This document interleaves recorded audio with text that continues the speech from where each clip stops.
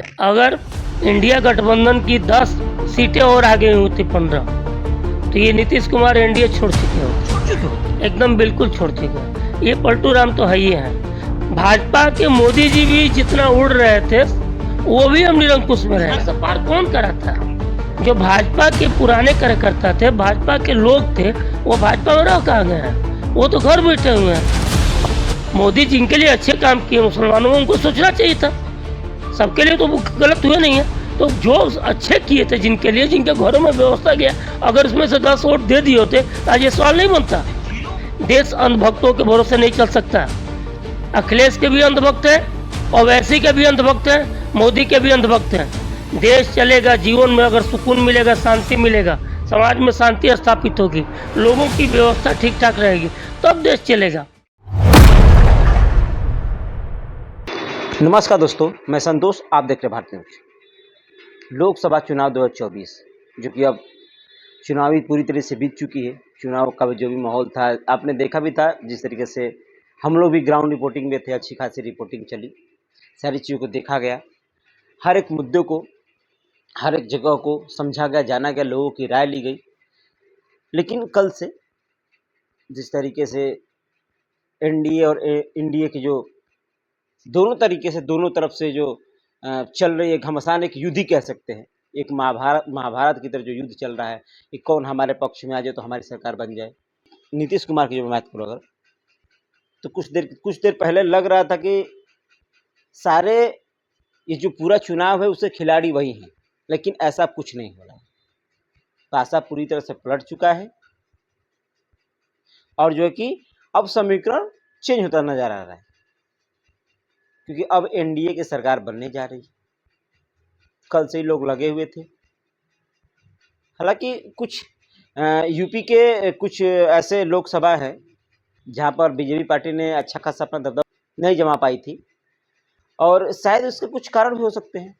इन सारी चीज़ों को समझने के लिए, इन सारे मुद्दों को समझने के लिए राकेश सिंह और पिंटू जी के पास पहुंचे, ताकि इन सारी समीकरणों को थोड़ा सा समझे और जाने। क्योंकि राजनीतिक, अगर मैं राजनीति की बात करूं तो कहीं ना कहीं राजनीति की अच्छी खासी पकड़ की है, समझ।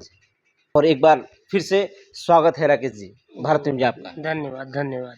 आप तो मिल ही नहीं रहे थे, हम तो 2 दिनों से आपको ढूंढ रहे थे कि कब मिले राकेश जी, तो उनसे कुछ बातें हो, राजनीतिक विषय में कुछ चर्चा है। अरे अभी घामा-घमी देख रहे हैं, इतना चल रहा है, सरकार तो बन जाने दीजिए, उसके बाद चर्चा हम करते हैं हम लोग। सरकार तो बननी है, जिस तरीके से 2 दिनों से माहौल चल रहा था।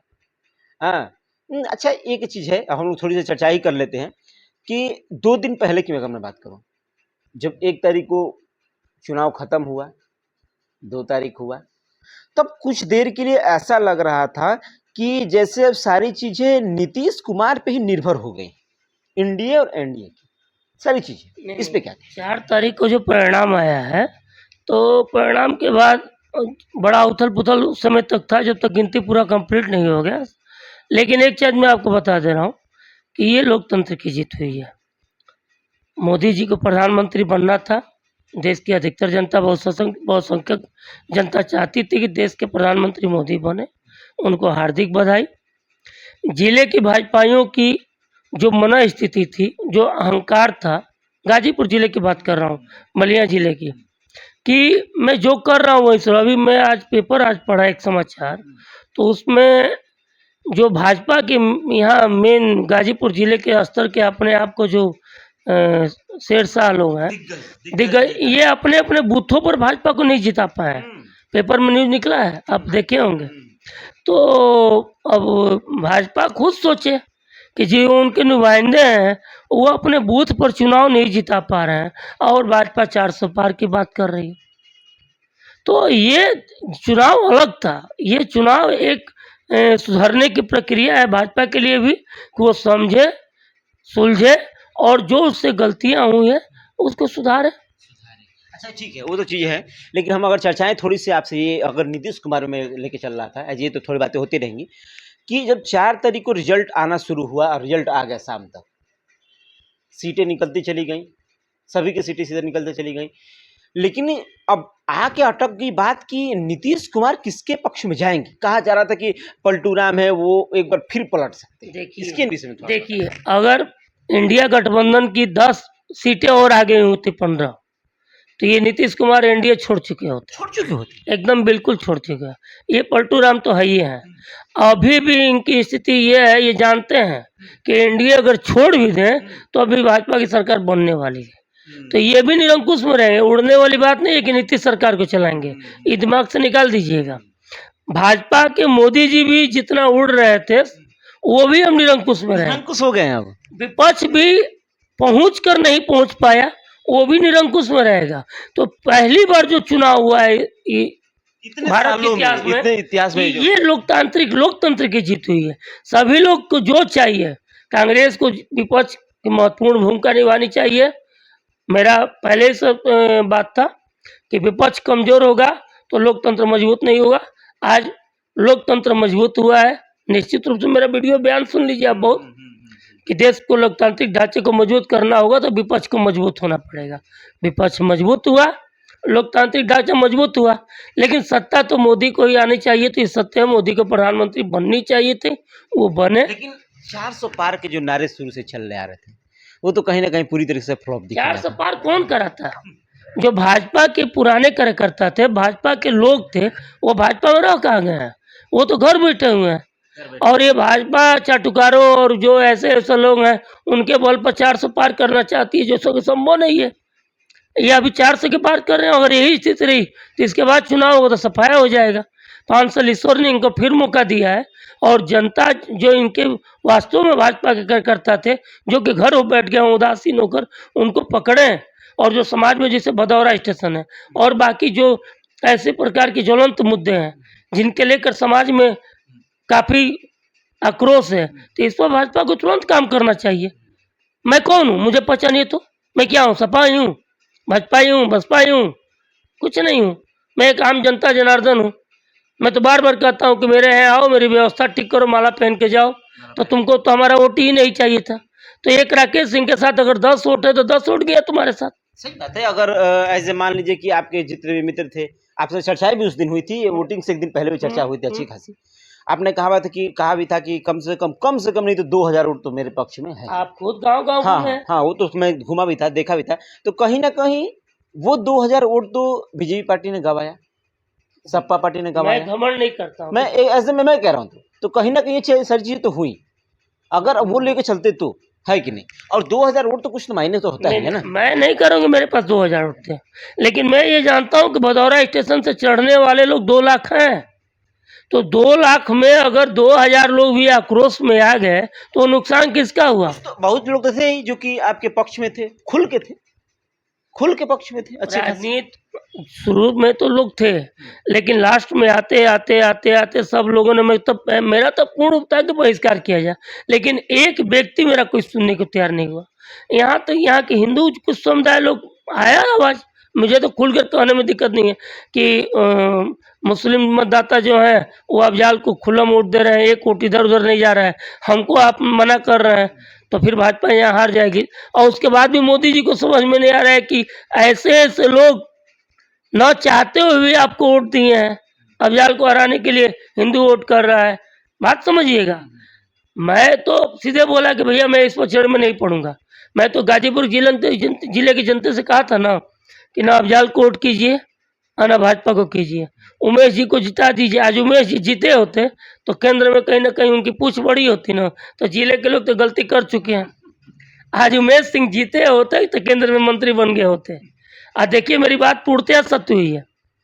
आज का चुनाव जो था उमेश सिंह को जिताने के लिए था। गाजीपुर जिले की जनता को समझना चाहिए, तो उमेश सिंह को जिता दिए होते, आज वो मोदी सरकार में शामिल हो गए होते। तो आपने किया ये चीज थी।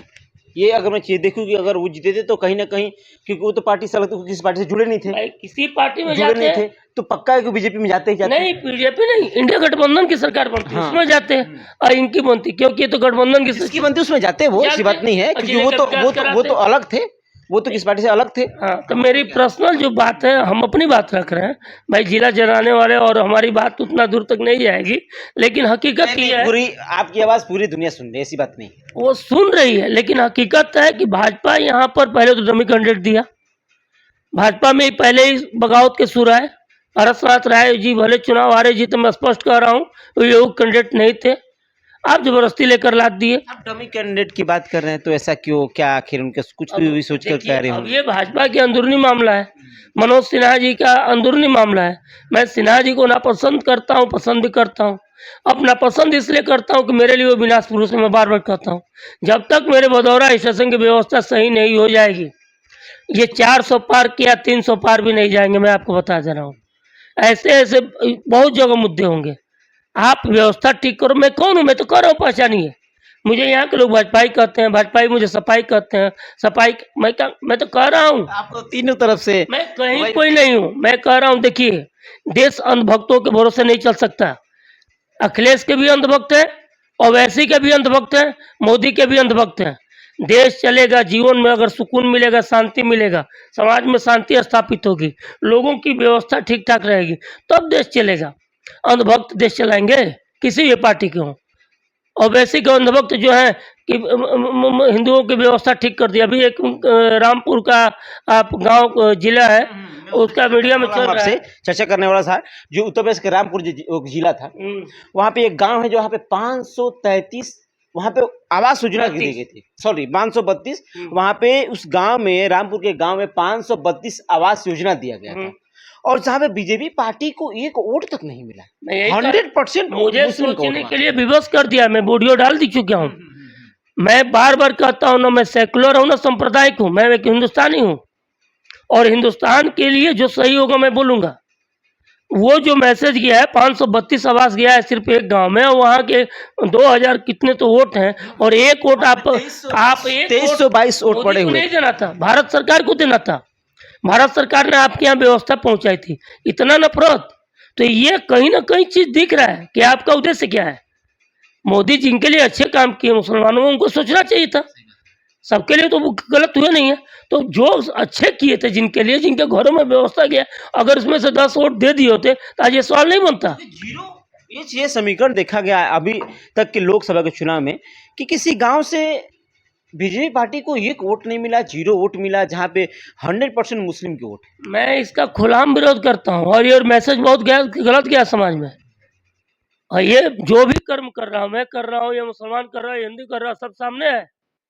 तुम देश के लिए नहीं सोच रहे हो, फायदा ले रहे हो, और देश के बारे में कौन सोचेगा? प्रिंटर सिर्फ हिंदू सोचेगा, सिर्फ मुस्लिम सोचेगा, ये नहीं चलेगा। मतलब कि आपको सारी चीज व्यवस्था दे दी गई, लेकिन वो छोड़ करके आप पूरी तरह से एक तरफा ही जुट गए किसी एक को। ये देखिए, यही तो है।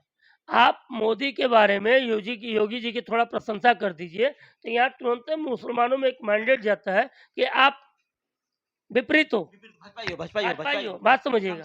अच्छा, आप जब चर्चा किए तो मैं थोड़ा समय बता ही देता हूँ। जब हम लोग ग्राउंड रिपोर्टिंग में थे, तो धूप का मौसम तो ही आप जानते ही हैं। धूप इतनी कड़ाके की हो रही है, तो गमछा लोग तो लेके चलेंगे, जाहिर सी बात है।